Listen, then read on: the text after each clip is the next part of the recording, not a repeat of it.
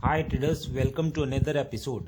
Traders, आज का video उन लोगों के लिए है जो मार्केट में रिवर्सल ट्रेड में या फिर ब्रेकआउट ट्रेड में महारत हासिल करना चाहते हैं। आज मैं आपके साथ प्राइस एक्शन का एडवांस कॉन्सेप्ट शेयर करने जा रहा हूं।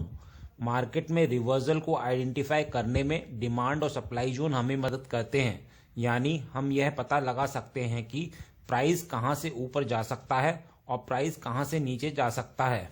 और इसी तरह ब्रेकआउट ट्रेड लेने में मार्केट के ट्रेंड कंटिन्यूएशन को आइडेंटिफाई करने में भी डिमांड और सप्लाई जोन मदद करते हैं, यानी कि हम यह पता लगा सकते हैं कि प्राइस कहां से ब्रेकआउट या ब्रेकडाउन करके ट्रेंड कंटिन्यू कर सकता है।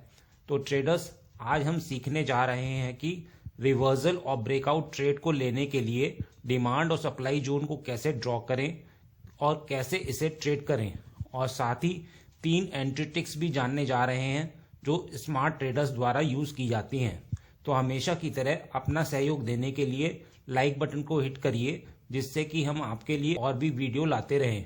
और यदि आप नए हैं और कई एडवांस ट्रेडिंग नॉलेज प्राप्त करना चाहते हैं तो हमारे चैनल को सब्सक्राइब करें।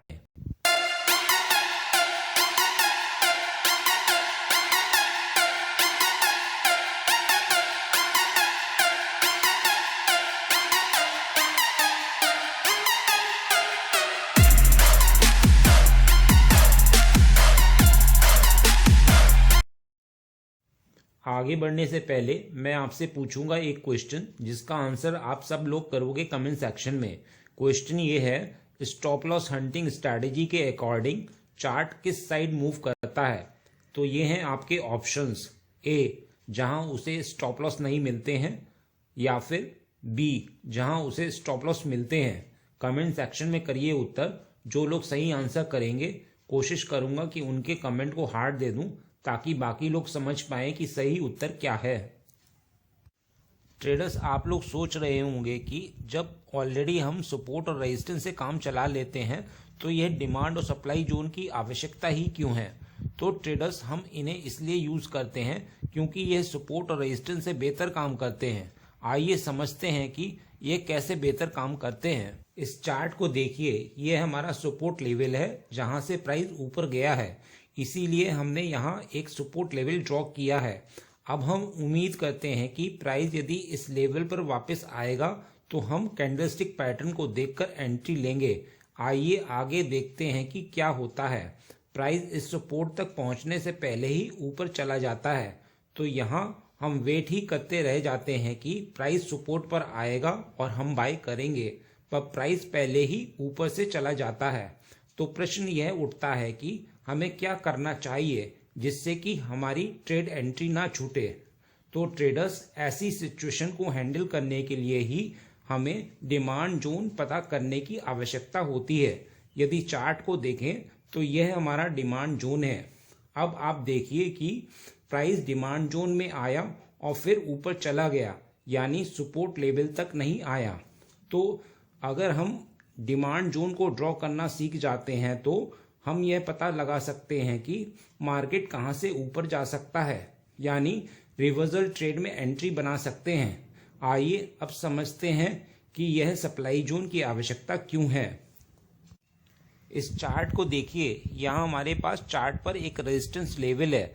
अब हम उम्मीद करते हैं कि प्राइस यदि इस लेवल पर वापस आएगा तो हम कैंडलस्टिक पैटर्न को देखकर एंट्री लेंगे, लेकिन प्राइस जब दोबारा ऊपर गया तो वह इस रेजिस्टेंस लेवल पर पहुंचने से पहले ही रिवर्स हो गया, यानी कि प्राइस इस सप्लाई जोन से रिवर्स हुआ है। तो ट्रेडर्स, आप समझ गए होंगे कि कैसे हम डिमांड और सप्लाई जोन को मार्क करके सपोर्ट और रेजिस्टेंस से बेहतर ट्रेड ले सकते हैं। तो आइए अब समझते हैं कि कैसे हम डिमांड और सप्लाई जोन को ट्रेंड रिवर्जन में मार्क करते हैं। इस चार्ट को देखिए, ये हमारा सपोर्ट लेवल है क्योंकि प्राइस यहीं से ही रिवर्स हुआ है। तो यहाँ हमें डिमांड जोन मालूम करना है। तो हम जिस कैंडल में सपोर्ट लेवल क्रिएट हुआ है उस कैंडल के रेंज के साइज का डिमांड जोन ड्रॉ करेंगे, कुछ इस प्रकार। अब देखिए, इसी कैंडल के रेंज साइज का हमने एक डिमांड जोन क्रिएट किया है और फिर प्राइस इसी रीजन से ऊपर चला गया। एक्चुअली प्राइस के सपोर्ट लेवल तक ना पहुंचने का कारण स्मार्ट मनी के पेंडिंग ऑर्डर्स रहते हैं जो थोड़ा सा लेवल से ऊपर पड़े होते हैं। इसी की वजह से सप्लाई और डिमांड जोन हमको बेहतर रिजल्ट देते हैं। इसी तरह हम सप्लाई जोन भी ड्रॉ कर सकते हैं। इस चार्ट को देखिए, यह हमारा रेजिस्टेंस लेवल है, क्योंकि प्राइस यहीं से ही रिवर्स हुआ है। तो यहाँ हमें सप्लाई जोन मालूम करना है। तो हम जिस कैंडल में रेजिस्टेंस लेवल क्रिएट हुआ है, उस कैंडल के रेंज के साइज का डिमांड जोन ड्रॉ करेंगे कुछ इस प्रकार। अब देखिए, इसी कैंडल के रेंज साइज का हमने एक सप्लाई जोन क्रिएट किया है और फिर प्राइस इसी रीजन से नीचे चला गया है। देखिए, मैं जिस साइज का कैंडल का रेंज है उसी साइज का सप्लाई और डिमांड जोन बनाना प्रेफर करता हूं, लेकिन कुछ ट्रेडर्स ट्रेंड रिवर्सल में डिमांड और सप्लाई जोन बनाने के लिए कैंडल रेंज की जगह डिजिटल लाइन से कैंडल क्लोजिंग तक का यूज करते हैं। तो आइए अब समझते हैं कि कैसे हम डिमांड और सप्लाई जोन को ट्रेंड कंटिन्यूएशन में मार्क करते हैं। इस चार्ट को देखिए, यहाँ मार्केट डाउन ट्रेंड में है और प्राइस एक रेंज में कंसोलिडेट कर रहा है, मतलब ड्रॉप के बाद एक बेस बना रहा है। और यदि यह बेस का ब्रेकडाउन हो जाता है तो ड्रॉप बेस ड्रॉप स्ट्रक्चर का फॉर्मेशन करेगा। तो हम इस कंसोलिडेशन रेंज को जोन के रूप में क्रिएट करते हैं कुछ इस प्रकार। और आगे देखते हैं कि क्या होता है। प्राइस ब्रेकडाउन देता है और ड्रॉप बेस ड्रॉप स्ट्रक्चर को कंफर्म करता है। फिर प्राइस ऊपर आता है और इस जोन से रिवर्स हो जाता है। तो हम कंसोलिडेशन के बेस पर भी एक डिमांड और सप्लाई जोन क्रिएट कर सकते हैं और ब्रेकआउट ट्रेड्स में महारत हासिल कर सकते हैं। यहाँ एक बात ध्यान देने की है कि ट्रेंड कंटिन्यूएशन में हम डिमांड और सप्लाई जोन बनाते समय कैंडल के रेंज की बजाय कंसोलिडेशन एरिया को जोन के रूप में ड्रॉ करते हैं। आइए एक और उदाहरण देखते हैं। इस चार्ट को देखिए, यहाँ मार्केट अप ट्रेंड में है और प्राइस एक रेंज में कंसोलिडेट कर रहा है, मतलब रैली के बाद एक बेस बना रहा है। और यदि यह बेस का ब्रेकआउट हो जाता है तो रैली बेस रैली स्ट्रक्चर का फॉर्मेशन करेगा। तो हम इस कंसोलिडेशन रेंज को जोन के रूप में क्रिएट करते हैं कुछ इस प्रकार। और आगे देखते हैं कि क्या होता है। प्राइस ब्रेकआउट देता है और रैली बेस रैली स्ट्रक्चर को कंफर्म करता है और फिर प्राइस कुछ समय बाद नीचे आता है और इस जोन से रिवर्स हो जाता है। तो हम कंसोलिडेशन के बेस पर भी एक डिमांड और सप्लाई जोन क्रिएट कर सकते हैं और ब्रेकआउट ट्रेड्स में महारत हासिल कर सकते हैं। यहाँ एक बात ध्यान देने की है कि ट्रेंड कंटिन्यूएशन में हम डिमांड और सप्लाई जोन बनाते समय कैंडल के रेंज की बजाय कंसोलिडेशन एरिया को जोन के रूप में ड्रॉ करते हैं। कुछ की पॉइंट्स आपके साथ शेयर करने जा रहा हूं। आप सभी लोग जानते हैं कि बार बार टेस्ट किया गया लेवल कमजोर हो जाता है और उस लेवल के ब्रेक होने की संभावना हो सकती है। इसी प्रकार डिमांड और सप्लाई जोन यदि 2 से अधिक बार टेस्ट हो जाता है तो वह डिमांड और सप्लाई जोन कमजोर हो जाता है और उसके ब्रेक होने की संभावना बढ़ जाती है। तो ट्रेडर्स, हमने डिमांड और सप्लाई जोन ड्रॉ करना तो सीख लिया, लेकिन अब प्रश्न यह उठता है कि इसको ट्रेड कैसे करें। तो ट्रेडर्स, हम सिर्फ डिमांड और सप्लाई जोन के बेस पर कोई ट्रेड नहीं ले सकते। हमें मल्टीपल टाइम फ्रेम एनालिसिस के बेसिस पर ट्रेड प्लान करना होता है। इसमें हम बड़े टाइम फ्रेम में डिमांड और सप्लाई जोन को मार्क करते हैं और फिर छोटे टाइम फ्रेम पर अलग अलग तरीके से एंट्री लेते हैं। आगे मैं आपको ऐसी 3 एंट्री ट्रिक्स बताऊंगा जो डिफरेंट ट्रेडर्स अपनी अपनी सुविधा अनुसार यूज करते हैं। तो हम अपने ट्रेड एनालिसिस में 3 प्रकार के टाइम फ्रेम पर विचार करने जा रहे हैं। हायर टाइम फ्रेम से शुरू करते हुए पहले हमारे पास डेली है, जिसका उपयोग हम हमेशा मार्केट स्ट्रक्चर के हायर टाइम फ्रेम की लेवल्स की पहचान करने के लिए करते हैं। दूसरा, हम सप्लाई और डिमांड जोन की पहचान करने के लिए 1 आवर टाइम फ्रेम का उपयोग करते हैं। तीसरा, एंट्री में अधिक कंफर्मेशन के लिए हम 5 मिनट टाइम फ्रेम का उपयोग करते हैं।